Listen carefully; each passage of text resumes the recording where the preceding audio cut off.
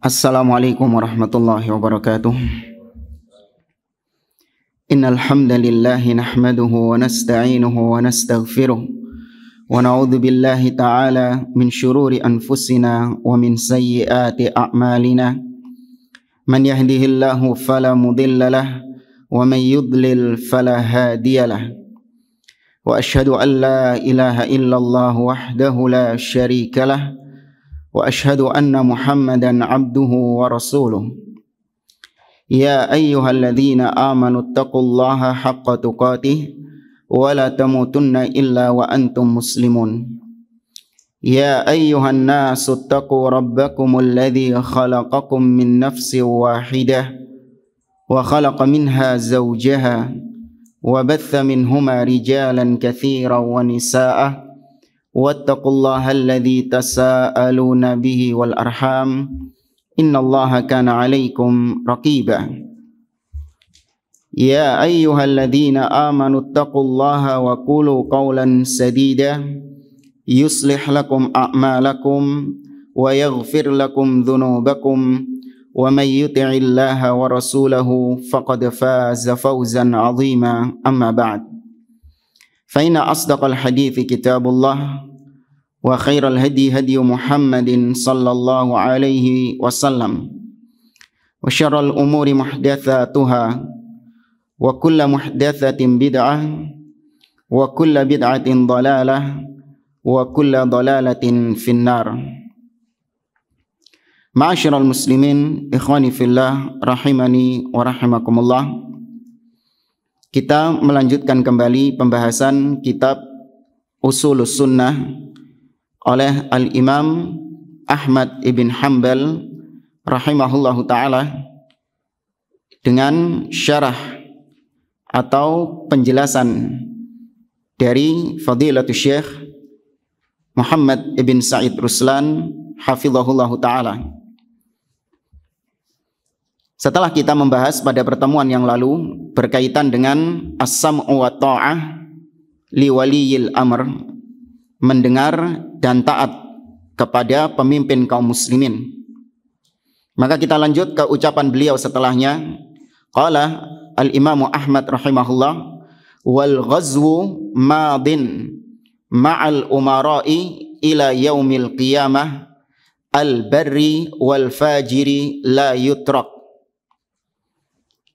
Kata beliau, berjihad atau berperang itu syariatnya senantiasa ada sampai hari kiamat ma'al umara, harus dilakukan bersama para penguasa. Itu tetap ada sampai hari kiamat jihad ini, dan syariat jihad dilakukan bersama pemimpin kaum muslimin al-barri wal fajir, meskipun pemimpinnya itu jahat, dolim, atau meskipun pemimpinnya itu baik. La yutrak, tidak ada atau tidak boleh ditinggalkan jihad ini. Kita baca terlebih dahulu dari ucapan Syekh Muhammad Sa'id Ruslan hafizahullahu ta'ala. Kata beliau, qala al-allamah al-Albani rahimahullah, berkata al-Imam Nasiruddin Muhammad Nasiruddin al-Albani rahimahullah dalam kitabnya At-Ta'liq ala Al-Aqidati Tahawiyah. Kata Syekh Albani, i'lam annal jihada ala qismain. Ketahuilah bahwa jihad itu ada dua macamnya. Al-awwal fardu ain, yaitu jihad yang fardu ain, diwajibkan atas setiap individu. Wa huwa diddul aduwi al-muhajim li ba'di biladil muslimin, yaitu melawan musuh-musuh yang menjajah atau menyerang negeri-negeri kaum muslimin. Kal Yahudi alladzina ihtallu Filastin, seperti orang-orang Yahudi yang menjajah Palestina. Fal muslimuna jami'an athimuna hatta yukhrijuhum minha.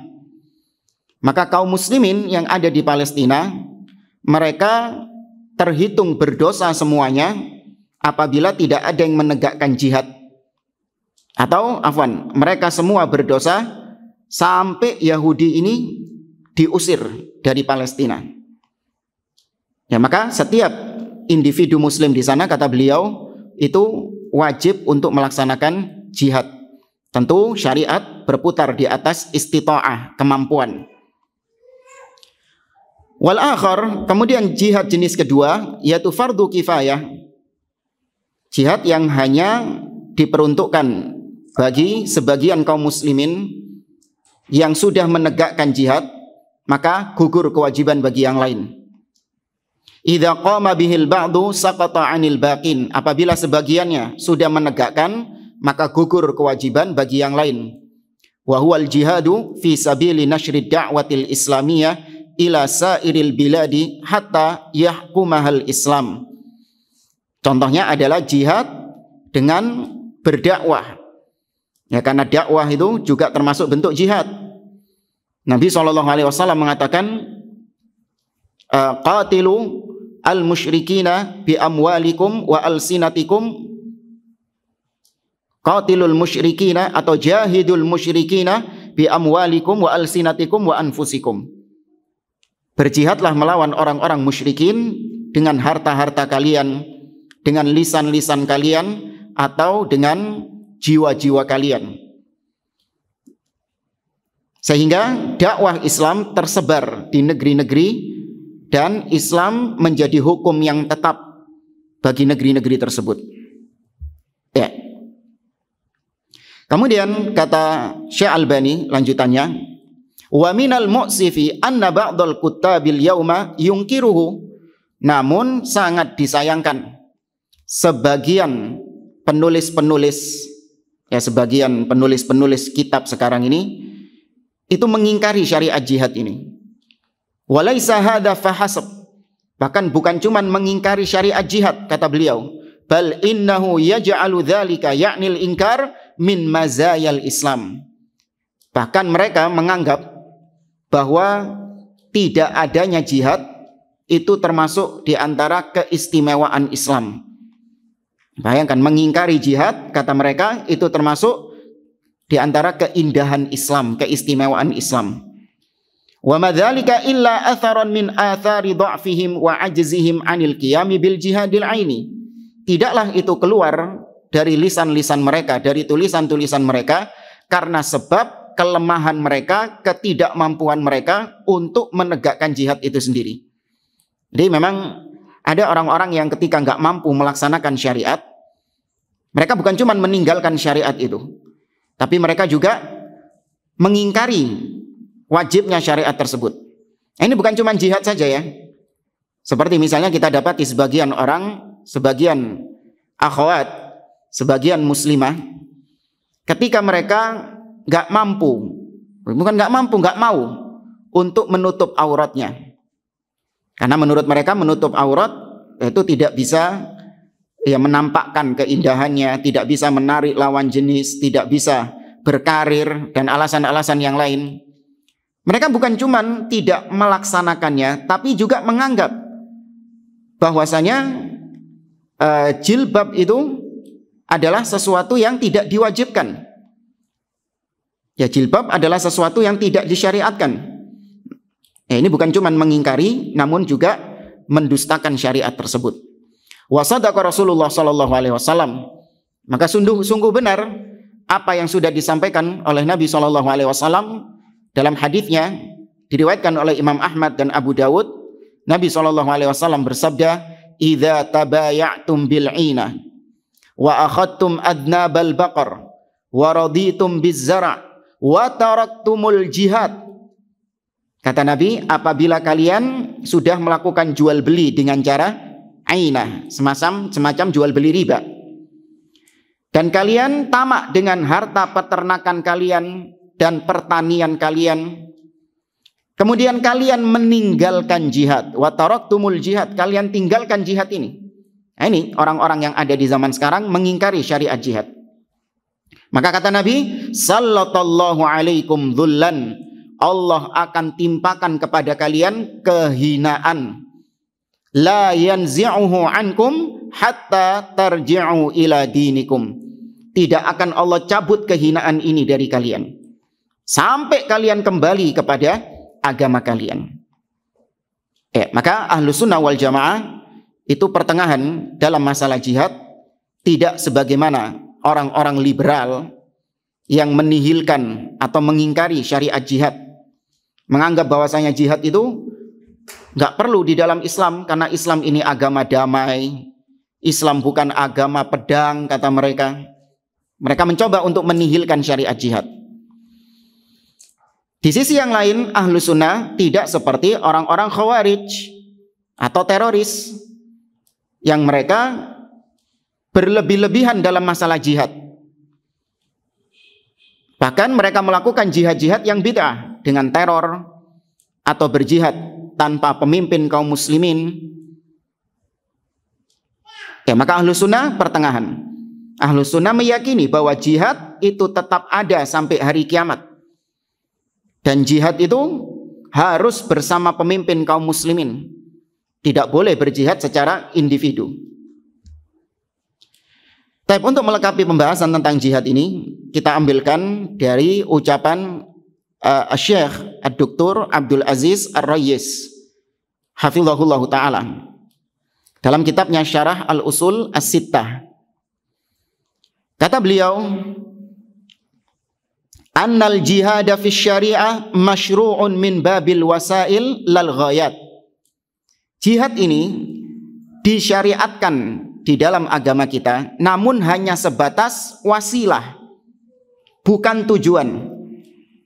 Perhatikan, jihad ini disyariatkan hanya sebatas sebagai sarana, sebagai wasilah, bukan tujuan. Tidak sebagaimana yang digembar-gemborkan oleh orang-orang Khawarij, teroris-teroris. Mereka menganggap bahwa jihad itu adalah tujuan.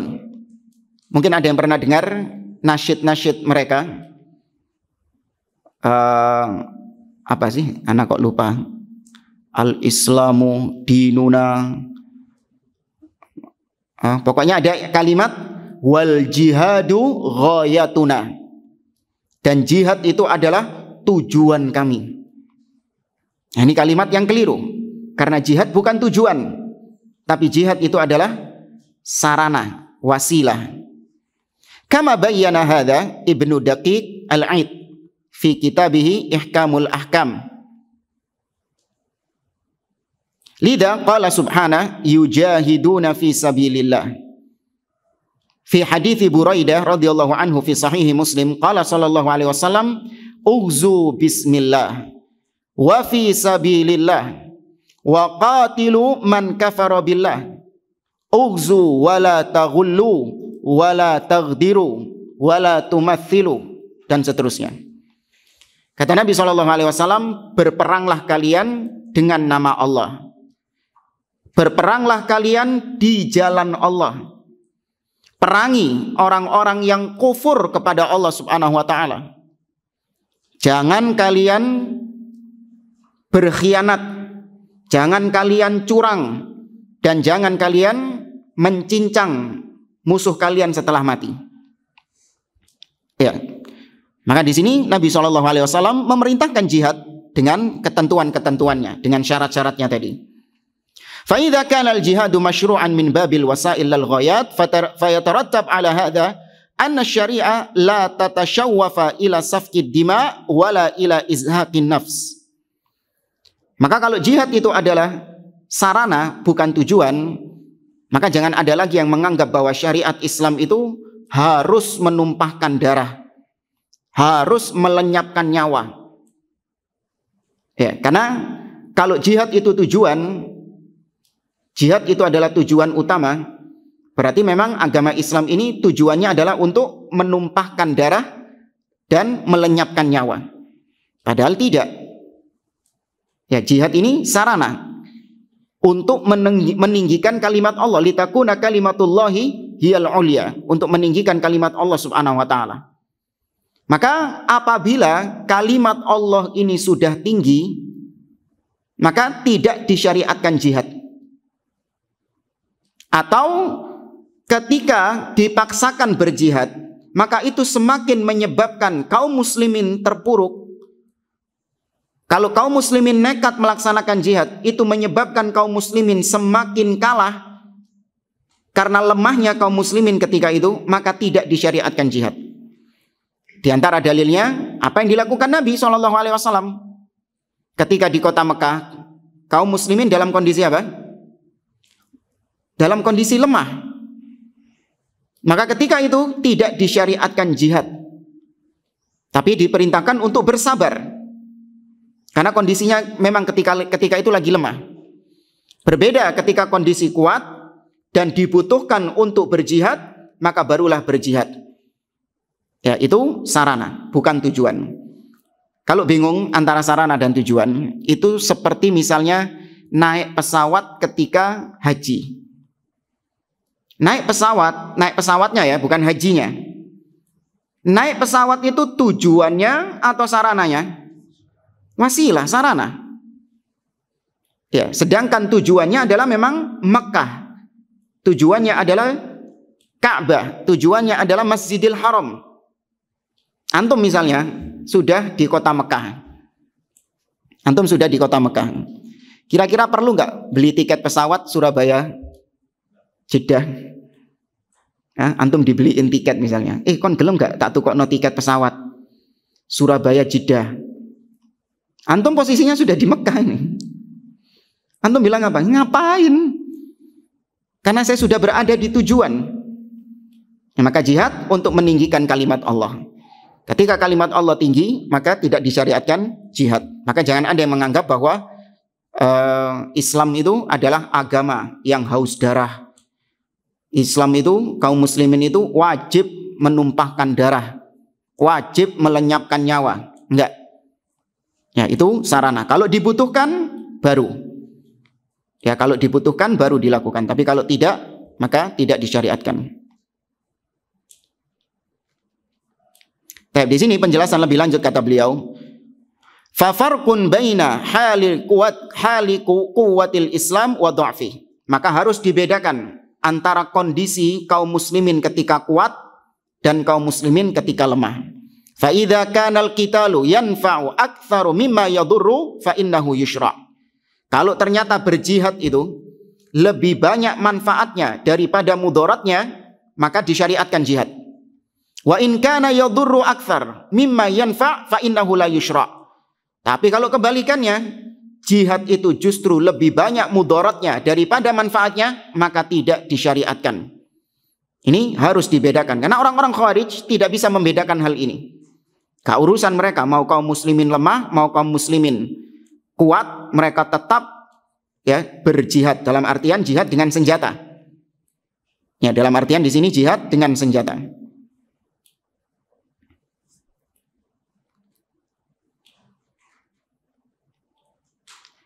Kemudian di antara dalilnya juga, atau tadi dalilnya sudah kita sebutkan, yaitu Nabi SAW ketika di kota Mekah.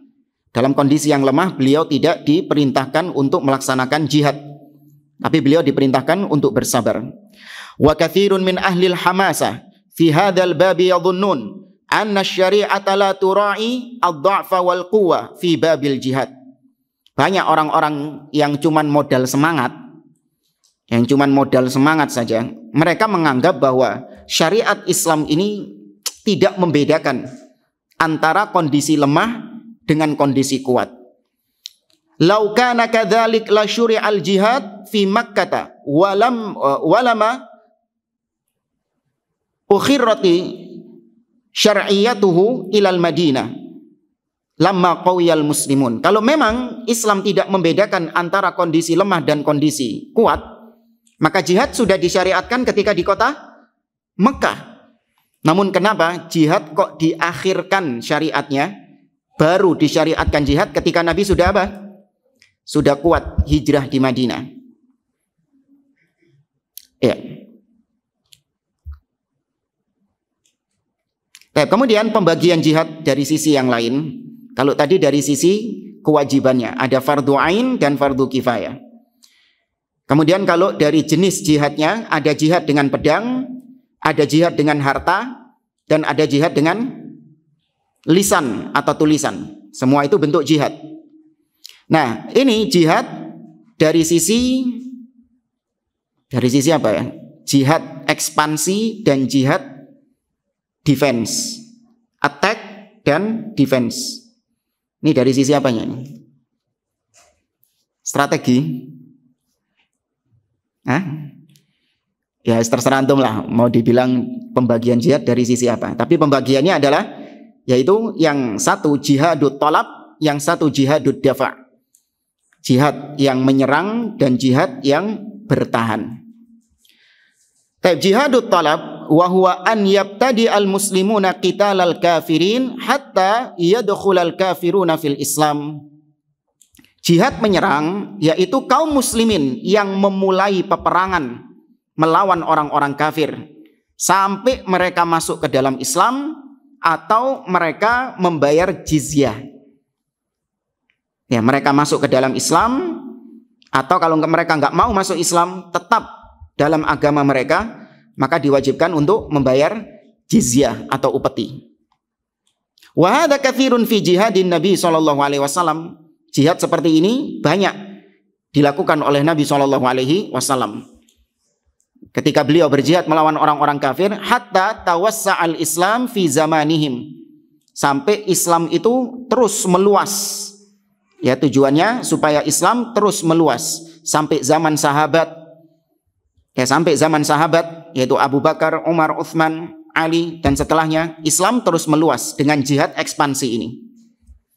Allah Azza wa Jalla berfirman dalam surah At-Taubah ayat 29, qatilul ladzina la yu'minuna billahi wala bil yaumil akhir wala yuharrimuna ma harramallahu wa rasuluhu wala yadinuna dinal haqqi minal ladzina utul kitab hatta yu'tul jizyata an yadin wahum saghirun. Ya, perangilah orang-orang yang tidak beriman kepada Allah dan tidak beriman kepada hari akhir. Perangilah orang-orang yang tidak mengharamkan apa yang diharamkan oleh Allah dan Rasulnya. Orang-orang yang tidak beragama dengan agama yang hak, terutama dari kalangan ahlul kitab, Yahudi dan Nasara. Perangi mereka. Atau kalau tidak, hatta yu'tul jizyah, mereka membayar jizyah, wahum saghirun, dalam kondisi mereka hina. Ya, dalam kondisi mereka hina. Maka ini namanya jihad tolab. Dan jihad tolab ini harus dengan izin waliul amr. Ya, harus dengan izin pemimpin. Jadi nggak boleh ya, ini jamaah Masjid Ibrahim misalnya janjian, kita perangi orang-orang kafir. Ya, kita perangi orang-orang kafir sekarang agar mereka masuk ke dalam Islam. Kalau mereka nggak mau masuk Islam, maka kita pungut jizyah dari mereka. Lumayan. Nggak boleh. Harus dengan pemimpin kaum muslimin. Ustadz, kapan jihadnya kalau kayak gitu? Pemimpin kita tidak pernah memerintahkan jihad. Maka kita katakan, ya sudah, kalau memang pemimpin tidak memerintahkan jihad, jangan membuka lapangan jihad sendiri.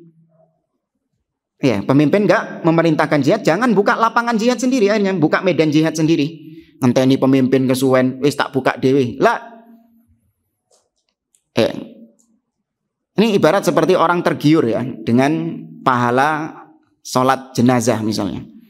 Di mana Nabi menjanjikan orang yang melaksanakan sholat jenazah, mengantarkan jenazah mendapatkan apa? Ya, qirat.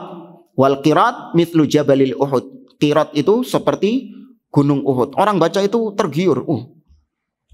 Luar biasa pahalanya ini nganterin jenazah. Tapi sudah lama ini perumahan kita nggak ada. Nggak ada yang meninggal, nggak ada jenazah ini.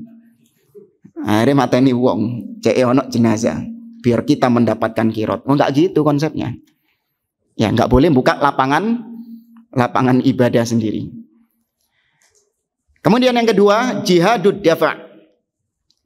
Jihad dengan defense, bertahan.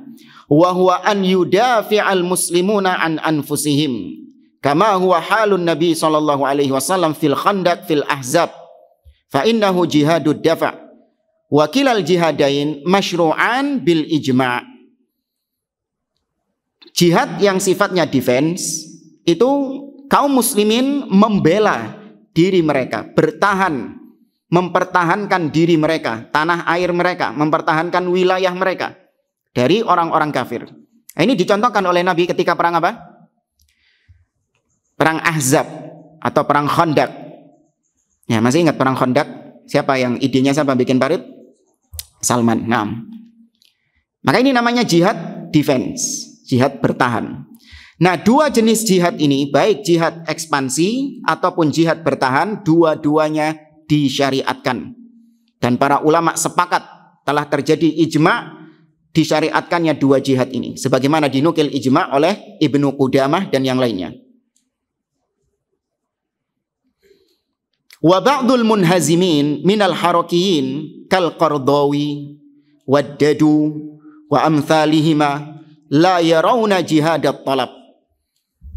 Adapun tokoh-tokoh harakah seperti Yusuf Al-Qardawi, gembongnya Ikhwanul Muslimin, dan juga Muhammad Hasan Dadu, mereka atau yang sejenis dengan dua orang ini, mereka menihilkan jihad talab, jihad menyerang, dan mereka hanya menetapkan jihad bertahan saja. Wa hadhihi mukhalafatun sharihatun lil Qur'ani was sunnah. Pendapat mereka ini jelas-jelas menyelisihi Al-Qur'an dan As-Sunnah. Ya, menyelisihi Al-Qur'an dan As-Sunnah. Ini banyak alasan-alasan mereka kenapa meniadakan jihad ekspansi. Namun intinya itu adalah pendapat yang ngawur. Kemudian pembahasan berikutnya, al-jihadu mu'allaqun biwulatil umur. Jihad itu berkutat dengan pemimpin kaum muslimin. Ada keikutsertaan pemimpin kaum muslimin di situ.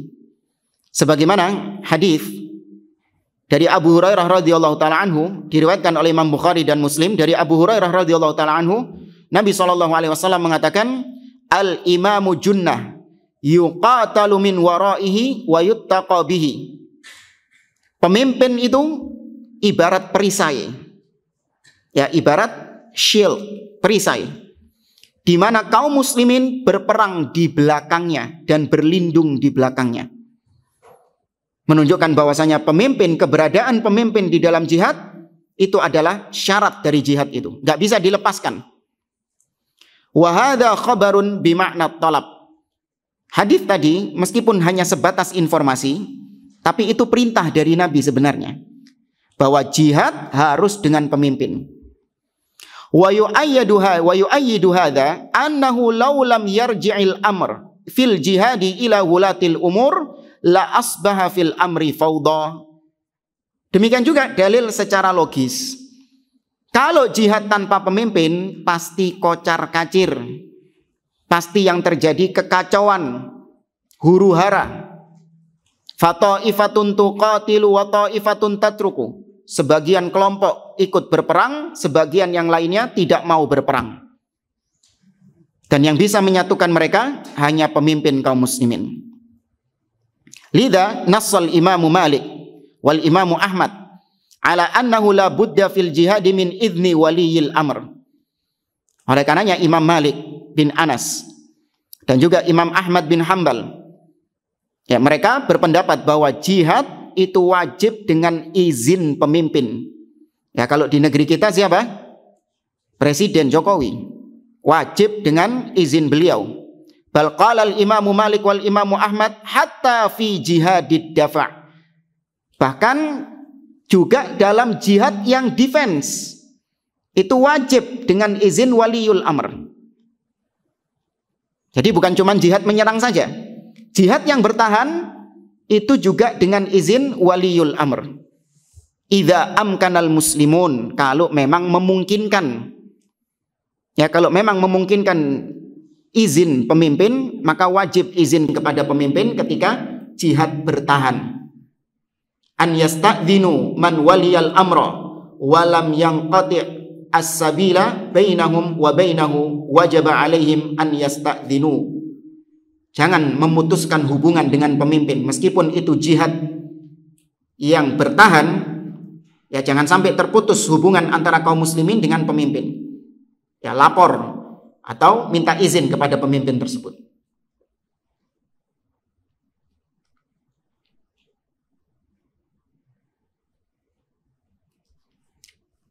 Itu yang berkaitan dengan jihad. Kemudian kita lanjutkan ke pembahasan berikutnya dari usulus sunnah. Kata beliau, wa qismatul fai'i wa iqamatul hududi ilal a'immati madiyatan laisa li ahadin an yat'ana alaihim wa la yunazi'ahum. Kata Imam Ahmad dalam usulus sunnah, wa qismatul fai', pembagian harta rampasan perang, dan iqamatul hudud, penegakan hudud, yaitu hukum-hukum syar'i, potong tangan, rajam, ya kisos, itu ilal a'immah, dikembalikan kepada pemimpin, kebijakannya pemimpin. Madiyatan, dua hal ini, pembagian ghanimah dan penegakan hudud, itu tetap ada sampai hari kiamat. Tetap itu haknya pemimpin. Laisa li ahadin an yat'ana alaihim wala yunazi'ahum. Tidak boleh ada seseorang yang mengganggu gugat atau merampas haknya pemimpin ini, yaitu main hakim sendiri. Itu bukan hak kita. Nangkep maling kemudian dipotong langsung tangannya.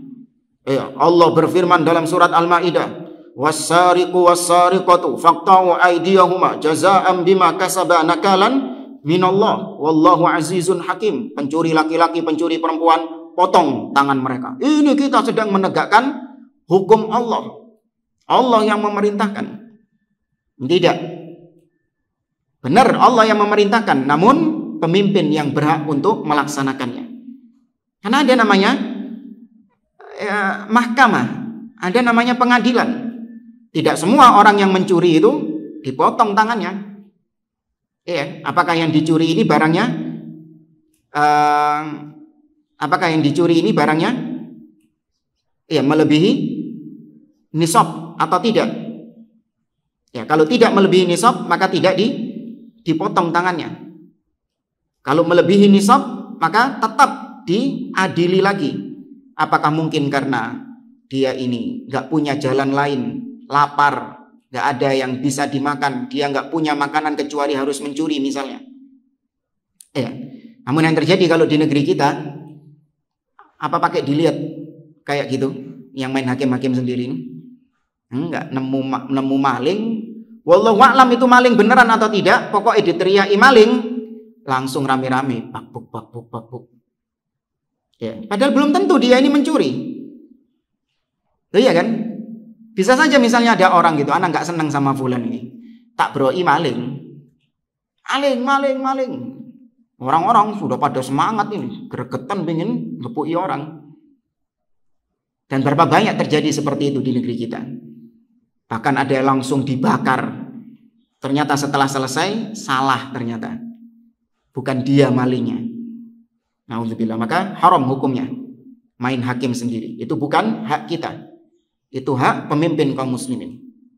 Meskipun terbukti dia maling, tetap dia bukan hak kita untuk kita adili, untuk kita hakimi. Serahkan kepada pemimpin kaum muslimin. Ustaz, nanti kalau diserahkan kepada polisi nanti dikit-dikit bebas. Itu dosanya dia. Ya kan? Itu dosanya dia. Bukan dosa kita. Itu asam, ibarat seperti misalnya di jalan raya, kita nggak punya hak untuk memberhentikan kendaraan atau menilang kendaraan, meskipun jelas-jelas dia ini melanggar rambu-rambu lalu lintas. Ada orang naik motor nggak pakai helm, salah kan dia kan? Anda berhak nggak memberhentikan dia, kemudian minta surat-suratnya dia? Itu bukan hak Anda itu. Itu bukan hak Anda. Kalau ini nggak saya berhentikan nanti akan terjadi kecelakaan. Sudah ada yang bertanggung jawab atas hal tersebut. Ya, maka laksanakan apa yang menjadi tanggung jawab kita dan biarkan yang punya tanggung jawab terhadap orang lain itulah yang melaksanakan tanggung jawabnya. Dan kita baca penjelasan dari Syekh Muhammad Said Ruslan tentang poin ini. Kata beliau,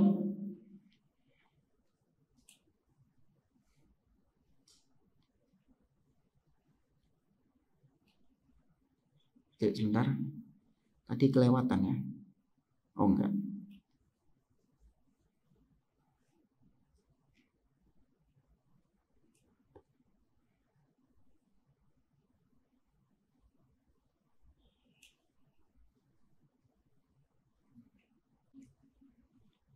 Tapi di sini kayaknya sudah digabungkan dengan pembahasan setelahnya oleh Syekh Muhammad Said Ruslan, yaitu pembahasan tentang membayar zakat.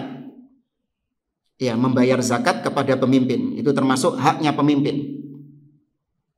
Poin berikutnya kata Imam Ahmad, wa daf'us shadaqati ilaihim jaizatun nafidatun.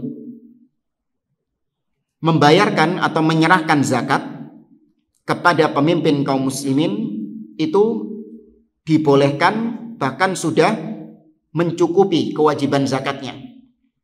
Jadi kalau pemimpin tidak membolehkan ada lembaga lain yang narik zakat, maka boleh nggak pemimpin melakukan itu?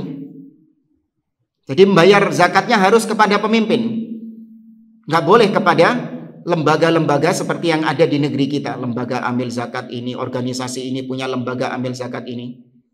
Boleh nggak pemimpin melakukan itu? Iya, itu haknya dia secara asal. Membayar zakat itu kepada pemimpin kaum muslimin. Hanya saja pemimpin itu ternyata membolehkan lembaga-lembaga lain yang memang dipercaya oleh pemimpin untuk menarik zakat kaum muslimin.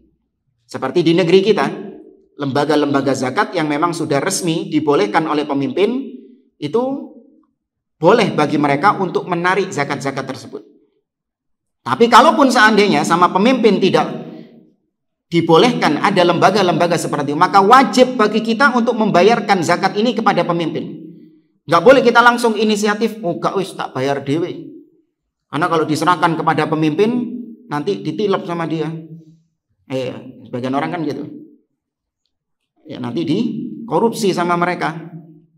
Ya, mending saya bayarkan sendiri, saya berikan kepada orang-orang yang berhak untuk mendapatkan harta zakat saya.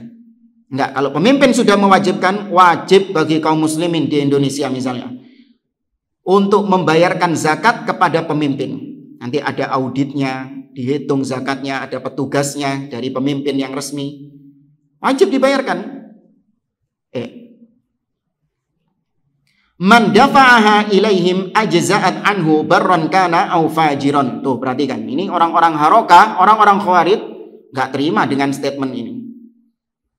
Apabila membayarkan zakat kepada pemimpin, maka itu sudah memenuhi kewajiban zakatnya. Dia sudah dikatakan sudah menunaikan kewajiban zakatnya ketika dibayarkan kepada pemimpin itu. Jangan dikatakan gak sah membayarkan zakat kepada pemimpin. Sah, kata beliau. Meskipun entah pemimpinnya ini pemimpin yang baik ataupun pemimpin yang fajir, pemimpin yang jahat, tetap boleh dibayarkan kepada pemimpin itu. Kalau diwajibkan sama pemimpin, wajib untuk membayarkan zakat itu kepada pemimpin. Kita baca penjelasan dari Syekh Muhammad Said Ruslan. Di sini beliau menukil ucapan Al-Imam Ibnu Abil Izz Al-Hanafi dalam kitabnya Syarah Al-Aqidah At-Tahawiyah. Kata beliau, wa qad dallat nususul kitabi was sunnah wa ijma'u salafil ummah anna waliyal amri wa imamas salati wal hakima wa amiral harbi wa amilas sadaqah yuta'u fi mawadhi'il ijtihad.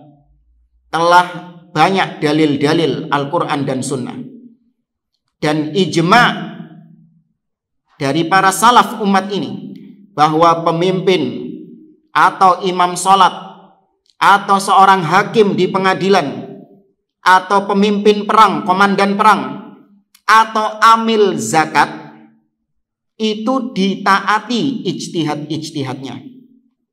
Walaisa alaihi an yuti'a atba'ahu fi mawaridil ijtihad, bal alaihim ta'atuhu fi dhalik, wa alaihim tarku ra'yihim li ra'yih, ma damal amru fi mawaridil ijtihad. Sepanjang itu masih dalam ranah ijtihad, maka tetap ditaati ijtihadnya hakim tersebut, ijtihadnya pemimpin tersebut. Ya, dan tidak boleh mendahulukan pendapat kita daripada ijtihadnya pemimpin tersebut.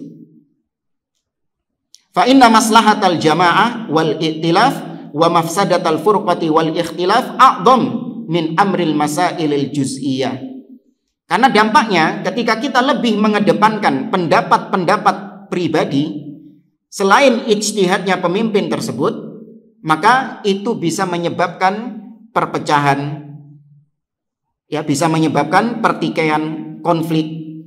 Sedangkan dengan mentaati ijtihadnya pemimpin itu, maka terjaga kebersamaan kaum muslimin. Nabi SAW mengatakan tentang pemimpin dari Abu Hurairah, Nabi bersabda, fa in asabu falakum walahum wa in akhta'u falakum wa alaihim. Kata Nabi, kalau ijtihadnya pemimpin itu benar dan kalian taati kebenarannya itu, kalian taati ijtihadnya itu, maka kebaikannya akan kalian dapatkan dan juga didapatkan oleh pemimpin itu. Tapi kalau ijtihadnya salah, maka hanya kalian yang mendapatkan kebaikannya. Namun dosanya ditanggung sama siapa? Dosanya ditanggung sama pemimpin. Ya, maka alaikum anfusakum. Tunaikan saja kewajiban kalian itu.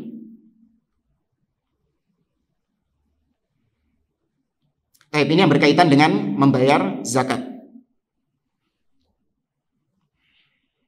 Kita lanjut ke ucapan Imam Ahmad berikutnya.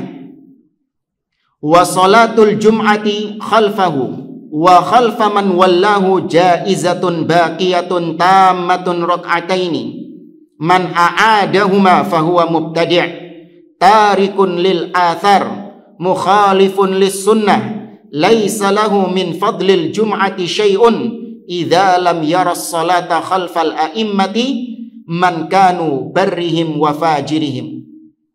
Fasunnatu bi an yusalliya ma'ahum rak'atain wa yadinu bi annaha tammatun la yakun fi sadrika min dzalika syakkun.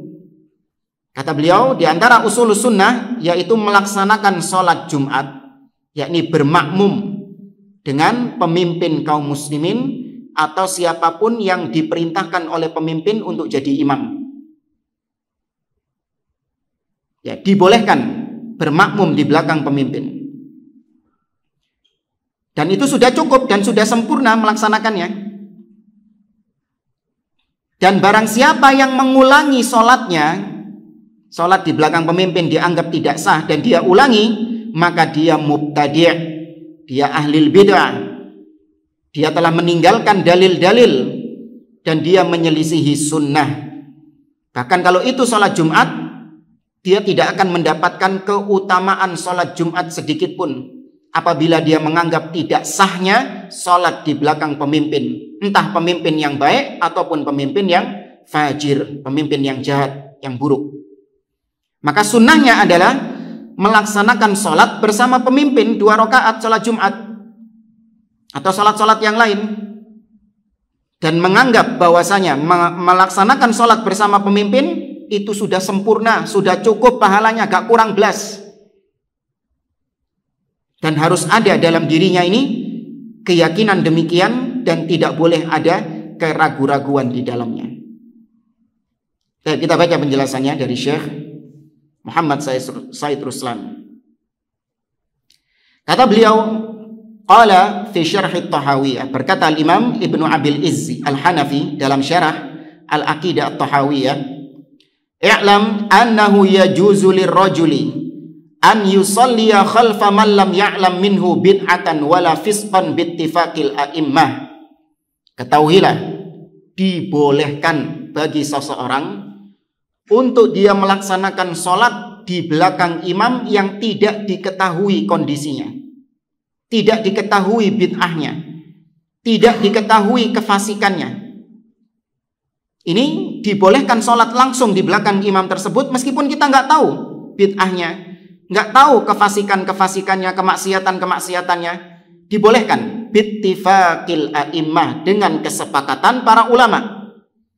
Walaysa min syartil i'timam an ya'lamal ma'mum i'tiqada imami wala an yamtahinahu fayaqulu madza ta'taqid bal yusalli khalfa masturil hal.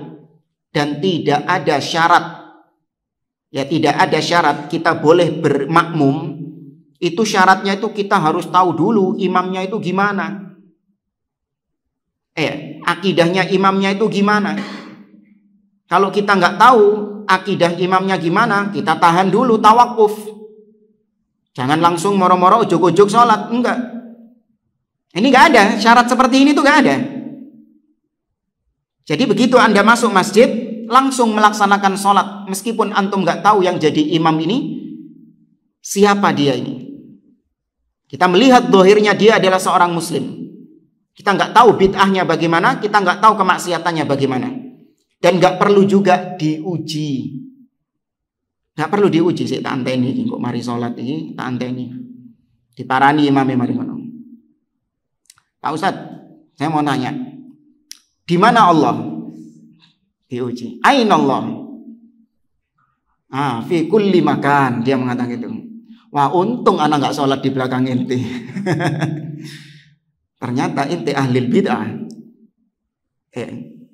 Atau diuji dengan ujian-ujian yang lain. Maka nggak perlu, kata beliau, langsung sholat di belakang imam dalam kondisi kita nggak tahu kondisi, dalam keadaan kita nggak tahu imam itu kondisinya bagaimana. Walau shalla khalfa mubtadi' yad'u ila bid'atihi aw fasiqin dhahiril fisqi wa huwa al-imamur ratib alladhi la yumkinuhu as-salatu illa khalfahu ka imamil jum'ah wal 'aidain wa kal imami fi salatil hajji bi Arafah wa nahwi dhalik. Fa innal ma'muma yusalli khalfahu inda 'amati salafi wal khalaf bi syart alla takunal bid'atu mukaffiratan. Apabila seseorang sholat di belakang ahlil bid'ah, bukan cuma ahlil bid'ah, tapi ahlil bid'ah yang menyeru kepada bid'ahnya, yang ngejak orang lain kepada bid'ahnya, atau sholat di belakang orang fasik yang terang-terangan melakukan kefasikan, terang-terangan ngerokok misalnya, ya terang-terangan mungkin minum khamr misalnya, sedangkan dia adalah imam rawatib, ya, di mana kita tidak memungkinkan untuk sholat di tempat lain kecuali sholat di belakangnya dia, seperti imam Jumatan atau imam sholat id atau imam ketika di Arafah, ketika haji di Arafah, ya, atau yang sejenis dengannya. Maka seorang makmum tetap boleh sholat di belakang imam seperti itu menurut kesepakatan keumuman para salaf, para ulama salaf dan khalaf, dengan catatan sepanjang memang bid'ahnya itu bukan bid'ah yang mukaffirah, bukan bid'ah yang mengkafirkan dia, ya, bukan bid'ah yang mengkafirkan. Karena bid'ah ada yang mukaffirah dan ada yang ghairu mukaffirah, ada yang mengkafirkan dan ada yang tidak mengkafirkan. Nah, yang dibolehkan ini yaitu bid'ah yang tidak mengkafirkan pelakunya. Itu masih boleh sholat di belakangnya. Cuman memang lebih afdol kalau memungkinkan di sana ada imam yang lebih baik di masjid lain, maka hendaknya lebih afdol sholat di situ. Ya, lebih afdol sholat di situ. Namun kalau ditanya apakah sah sholat di belakang ahlul bid'ah, sah. Ya, sholat di belakang pelaku maksiat sah, sah. Ya, kalau bicara sahnya sah-sah saja. Tapi kita bicara afdol tadi. Kalau memang lebih afdol sholat di belakang ahlus sunnah. Wa man tarakal jumu'ata khalfal imamil fajir fahuwa mubtadi'un inda aktsaril ulama. Apabila ada seseorang yang meninggalkan sholat Jumat yang dipimpin oleh imam yang fajir, dipimpin oleh pemimpin, jadi Jumatannya ini diimami sama pemimpin yang buruk, pemimpin yang dolim, barang siapa yang meninggalkannya maka dia yang ahlil bid'ah. Ya, dialah yang ahlil bid'ah menurut kebanyakan para ulama. Kenapa demikian? Karena para sahabat mereka tetap melaksanakan sholat Jumat, mereka tetap melaksanakan sholat di belakang pemimpin-pemimpin yang terkenal keburukannya, terkenal kezalimannya. Seperti siapa? Abdullah bin Umar. Abdullah bin Umar sholat di belakangnya Hajjaj bin Yusuf. Siapa sih nggak kenal Hajjaj bin Yusuf? Ya, pemimpin yang terkenal kebengisannya, kezalimannya.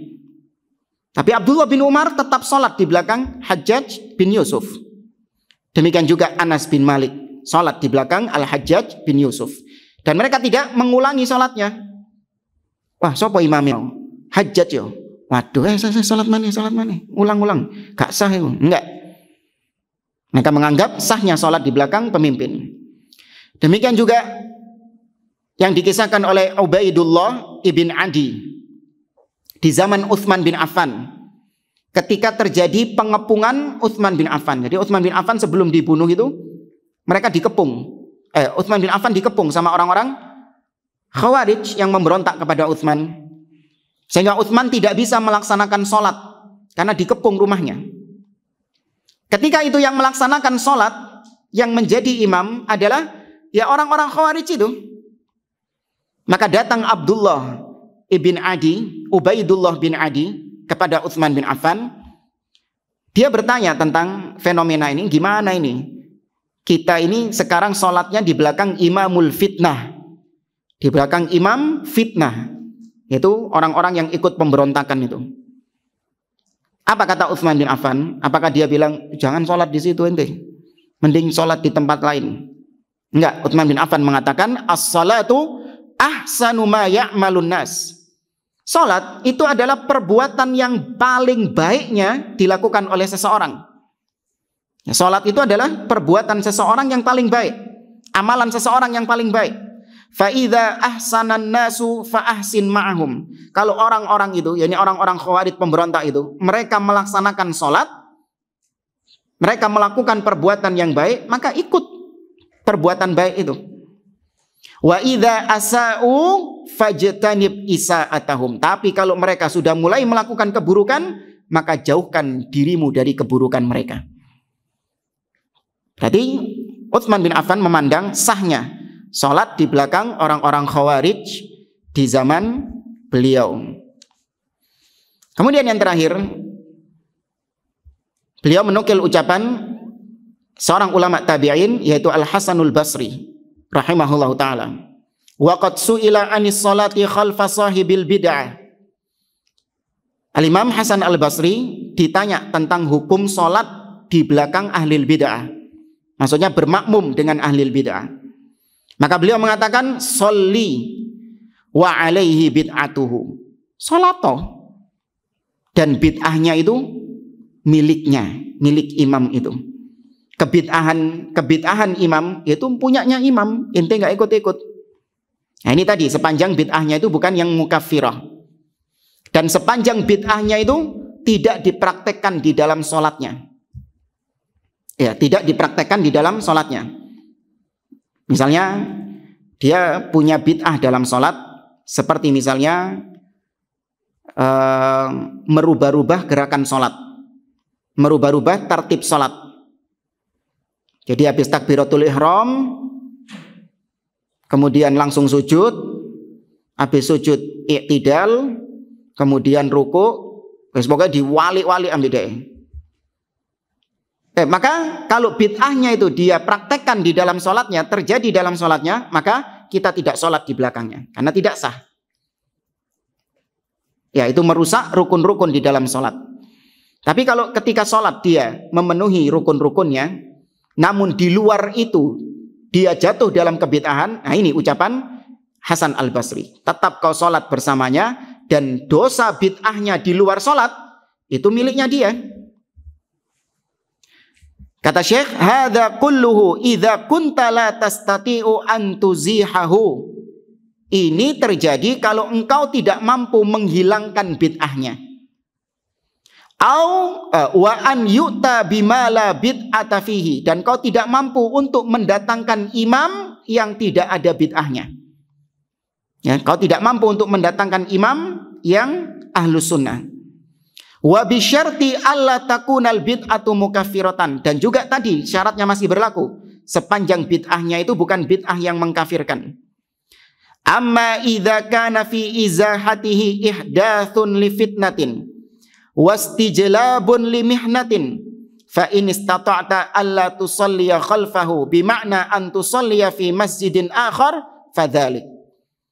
Tapi kalau ternyata kau ketika sholat di belakang imam itu, imam ahlil bid'ah ini, dan kau berusaha untuk menghilangkan bid'ahnya, atau kau berusaha untuk mendatangkan seseorang yang lebih di atas sunnah, kalau perbuatanmu ini ternyata bisa menimbulkan kekacauan, bisa memudorotkan dirimu, ya, maka jangan kau lakukan itu. Ya, jangan kau lakukan itu. Dan apabila memungkinkan bagimu untuk kau sholat di masjid yang lain, maka lebih baik kau sholat di masjid yang lain. Fa idza lam tastati' illa an tusalliya khalfahu ma'a adamil qudrati ala izahatihi li'anna fi izahatihi fitnah fa idza shallaita. Tapi kalau ternyata kau tidak mampu untuk sholat di tempat lain, mampumu hanya sholat di belakang imam ahlil bid'ah itu, dan kau nggak mampu untuk menghilangkan bid'ahnya, karena kalau kau menghilangkan bid'ahnya akan terjadi fitnah, akan terjadi kekacauan. Fa idza shallaita, ya, maka apabila kau sholat di belakangnya, itulah ucapan Imam Hasan Al-Basri tadi, sholli, tetap sholat di belakangnya. Wa alaihi bid'atuhu, dan bid'ahnya itu kembali kepada dia. Kemudian kita lanjut ke ucapan Syekh berikutnya. Poin berikutnya ini sebenarnya sudah kita bahas tentang memberontak kepada pemimpin, ya. Sudah kita bahas pada pertemuan-pertemuan yang lalu. Tapi nggak apa-apa, kita baca saja ucapan Imam Ahmad ini. Wa man kharaja ala imamin min a'immatil muslimin, barang siapa yang memberontak kepada pemimpin dari pemimpin-pemimpin kaum muslimin, khuruj, wa qad kanu ijtama'u alaihi, padahal kaum muslimin sudah bersatu di bawah kepemimpinannya, wa aqarru lahu bil khilafah, dan kaum muslimin sudah mengakui kekhalifahannya, mengakui kepemimpinannya, bi ayyi wajhin kana, dengan cara apapun pemimpin ini mendapatkan kepemimpinannya, birridha au bil ghalabah, entah dengan cara yang diridhoi atau dengan cara paksaan. Ya, dengan cara yang diridhoi atau dengan cara paksaan. Ini sudah kita bahas. Pemimpin itu naik menjadi pemimpin dengan dua cara. Cara yang diridhoi dan cara yang tidak diridhoi.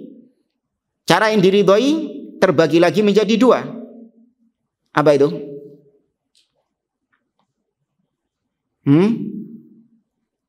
Dengan yang pertama al-istikhlaf.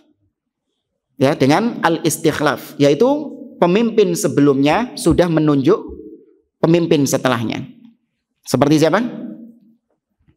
Abu Bakar ke Umar. Ya, ini namanya istikhlaf. Kemudian yang syar'i kedua adalah asyura, dengan menunjuk dewan syura, seperti yang dilakukan siapa? Abu Bakar sudah tadi istikhlaf. Bukan, Ali terbunuh.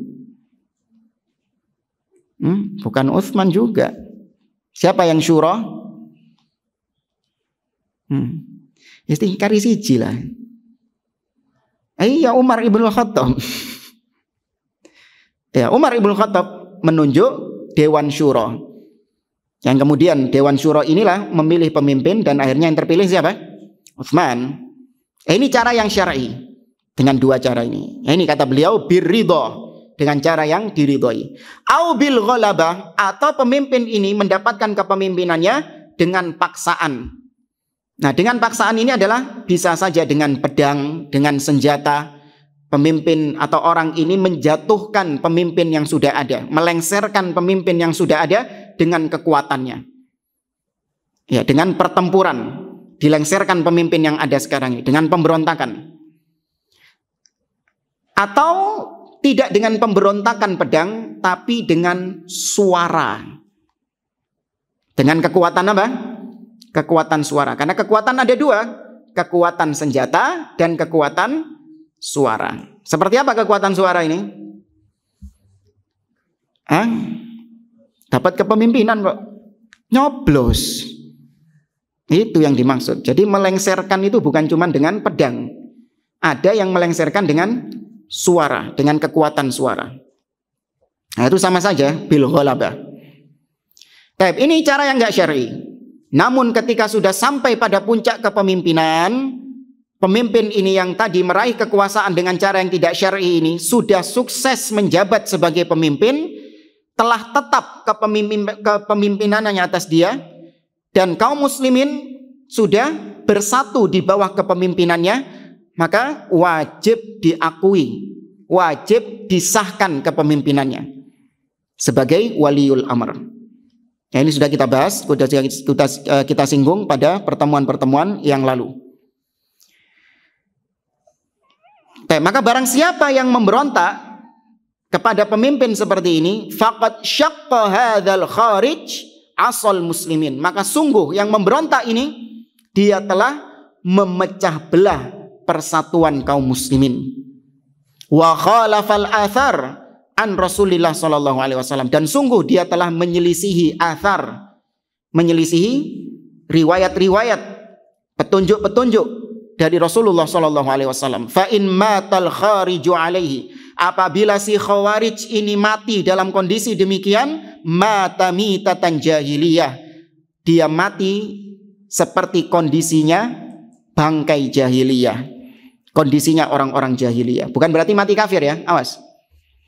Tapi maksudnya mati seperti orang-orang jahiliyah yang tidak punya pemimpin. Ya kan? Karena orang-orang Quraisy itu mereka nggak punya pemimpin. Pernah tahu siapa pemimpinnya Quraisy? Abu Jahal? Bukan. Abu Jahal tokoh Quraisy, tapi bukan pemimpin. Ya, maka dia seperti pemimpin atau dia seperti orang-orang jahiliyah. Tapi ikhwani fillah rahimani wa rahimakumullah, ini juga sudah kita bahas pada pertemuan-pertemuan sebelumnya tentang larangan memberontak kepada pemimpin. Kemudian beliau membawakan bab juga di sini Syekh Muhammad Sayyid Ruslan, yaitu as-sabru ala jauril a'imah, bersabar atas kezaliman pemimpin. Ini juga sudah kita singgung. Di antara sikap ahlu sunnah terhadap penguasa adalah bersabar dengan kezaliman-kezaliman pemimpin, menahan lisan dari mengkritik pemimpin kaum muslimin, tidak mencaci maki pemimpin kaum muslimin. Kemudian juga sudah kita bahas di sini bab berikutnya, kata beliau, syurutul khuruj alal hukam, syarat dibolehkannya memberontak kepada pemimpin. Apa saja syaratnya? Harus dipastikan pemimpinnya ini melakukan perbuatan kufur. Perbuatannya itu harus dipastikan dulu kufur. Jangan perbuatan maksiat kemudian Anda memberontak. Kau kenapa kok memberontak kepada pemimpin? Iya, karena pemimpin ini minum khamr. Loh, sita, khamr ini menjadikan orangnya kafir atau tidak? Tidak. Maka nggak boleh diberontak. Nah, ini yang menyebabkan Syekh Abdul Aziz Ar-Rayis mendapatkan banyak bulian, banyak cacian dari orang-orang Harokah. Di mana beliau pernah menyebutkan, apabila seorang pemimpin berzina, disiarkan zinanya di televisi, maka tetap wajib mendengar dan taat kepada pemimpin tersebut. Ngamuk kabeh wong-wong Harokah. Gimana ada pemimpin berzina, zinanya ditampilkan di televisi, disiarkan secara langsung di televisi, kok tetap ditaati perintahnya? Maka kita katakan iya. Karena zina itu perbuatan yang mengkafirkan atau tidak? Tidak. Maksiat itu tidak menjadikan kita boleh untuk khuruj kepada pemimpin, memberontak kepada pemimpin. Nah, maka harus dipastikan itu adalah kekufuran. Kemudian kata Nabi, illa antarau kufron bawahan indakum fihi minallahi burhan. Kau melihat kekufuran yang bawahan, yang nyata, yang tidak bisa ditakwil-takwil lagi. Tidak ada kemungkinan-kemungkinan lagi. Jelas kekufurannya itu. Nggak bisa dibawa ke makna, oh jangan-jangan begini, oh paling begini, ojo-ojo ngini. Enggak. Sudah jelas gamblang kalau itu adalah kekufuran.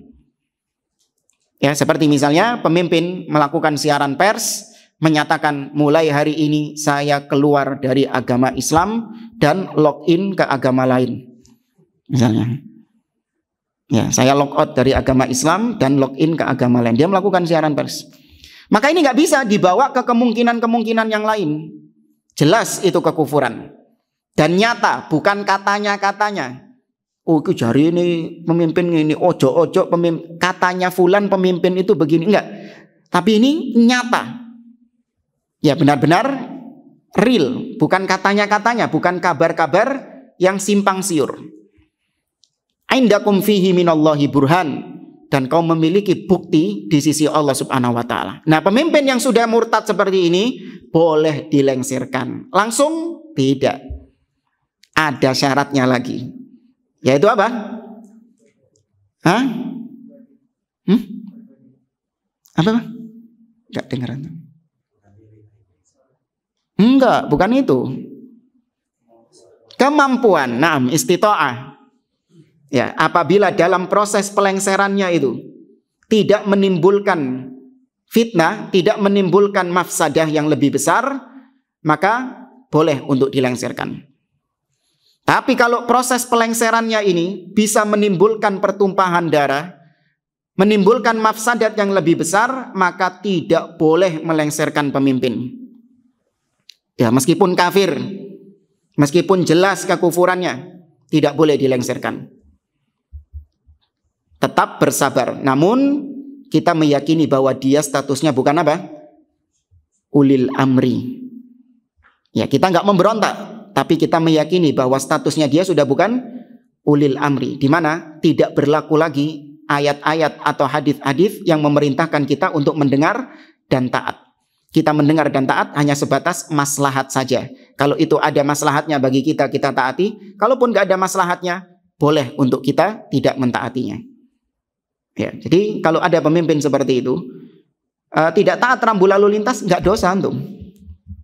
Ya, tapi mafsadat bagi antum karena bisa menyebabkan kecelakaan. Ya, tapi kalau sekarang di Indonesia pemimpinnya Muslim, apapun yang diperintahkannya selama itu bukan maksiat, wajib untuk dikerjakan, wajib untuk ditaati. Termasuk diantaranya rambu-rambu lalu lintas misalnya. Maka kalau di Indonesia melanggar lampu lalu lintas itu maksiat kepada Allah Subhanahu wa ta'ala. Karena pemimpin kita statusnya ulil amri. Allah memerintahkan ya ayyuhalladzina amanu athi'ullaha wa athi'ur rasulah wa ulil amri minkum. Taat rambu lalu lintas itu maksiat bukan? Bukan. Maka berarti wajib untuk ditaati. Tapi ini sebenarnya ada bab yang menarik di sini dibubuhkan atau diselipkan sama beliau dalam pembahasan pemimpin ini. Mungkin karena waktunya nggak cukup, mungkin insya Allah pertemuan depan, yaitu tentang al-usulul khamsah lil mu'tazilah, yaitu 5 landasan mu'tazilah. Apa saja 5 landasan mu'tazilah? Tauhid, al-adl, al-amru bil ma'ruf wan nahyi 'anil munkar, al-manzilatun baina manzilatain, al-wa'du wal wa'id. Ya, janji dan ancaman. Namanya bagus-bagus ini. Tauhid, adl, amar ma'ruf nahi munkar, ya, inqadul wa'id. Ya, kemudian apa tadi? Apa yang kurang ini tadi? Manzilatun baina manzilatain, kedudukan di antara 2 kedudukan.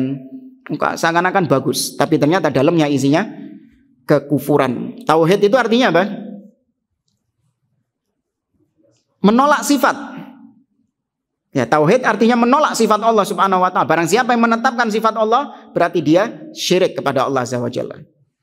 Amar ma'ruf nahi mungkar, artinya amar ma'ruf nahi mungkar adalah khuruj alal hukam, memberontak kepada pemimpin, mengkritik kemungkaran-kemungkaran yang ada pada pemimpin. Ya, maka Khawarij dan Mu'tazilah dalam pembahasan ini satu spesies. Ya, sama dalam pembahasan masalah khuruj alal hukam, memberontak kepada pemimpin. Khawarij dan Mu'tazilah podo, satu spesies. Tapi ini mungkin kita lanjutkan pada pertemuan yang akan datang. Wallahu a'lam bishawab. Anak kira ini yang bisa kita sampaikan. Nggak usah dia tanya jawab ya. Ya kan gitu tok tadi kan. Baik, ana akhiri subhanakallahumma wa bihamdik asyhadu an la ilaha illa anta astaghfiruka wa atubu ilaik wa akhiru da'wana anil hamdulillahi rabbil alamin wassalamu alaikum warahmatullahi wabarakatuh.